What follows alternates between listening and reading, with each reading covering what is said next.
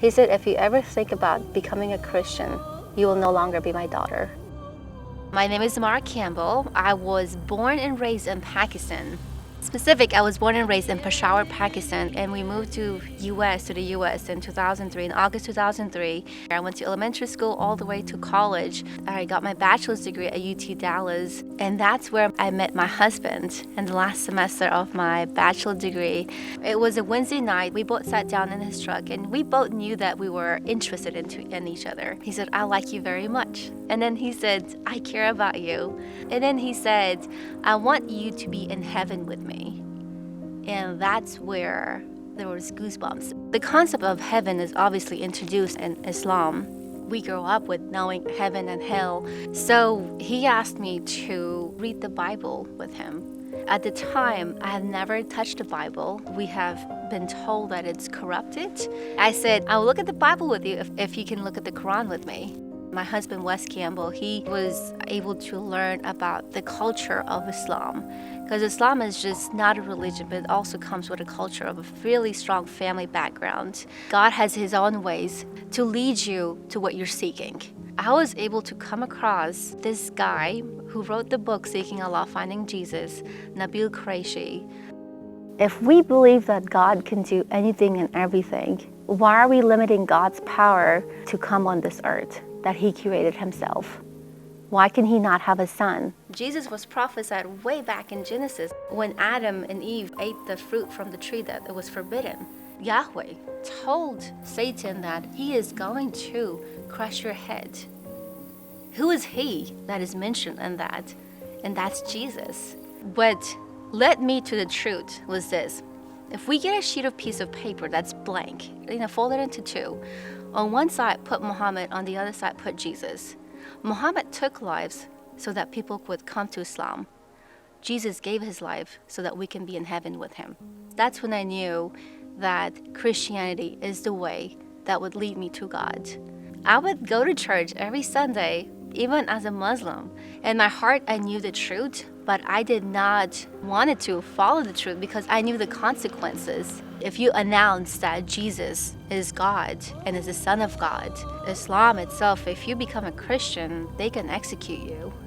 When I talked to my dad about that, and I said, Dad, did you know that Islam allows to behead Christians, to behead people that are innocent?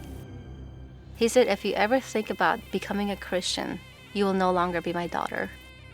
So I was in a very big dilemma in my head because I knew the truth, and yet I could not accept it.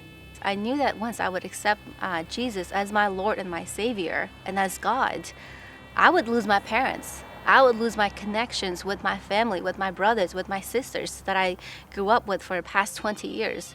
And one night, I laid down in bed, and I knew I was overwhelmed. I knew that I had been carrying this burden on my shoulder.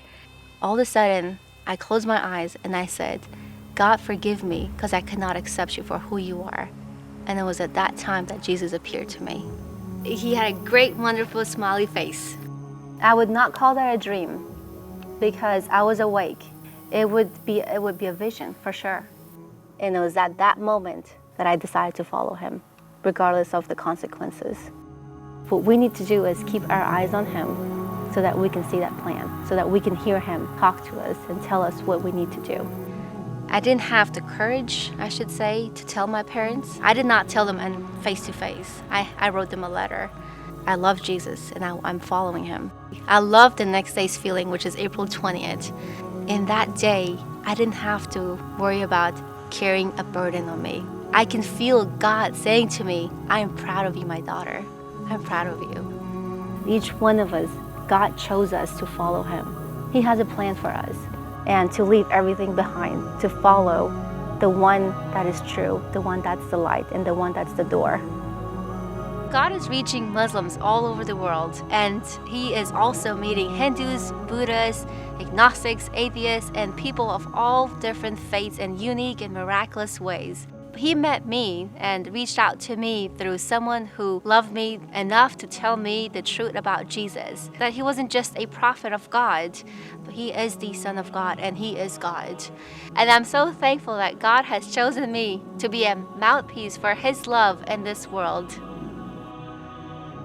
بخواهید به شما داده خواهد شد، بجویید پیدا خواهد کرد، بکوبید در بار روی دان باز خواهد شد. چون هر که بخواهد به دست می آورد و هر که بجوید پیدا می کند و هر که بکوبد در برایش باز می شود.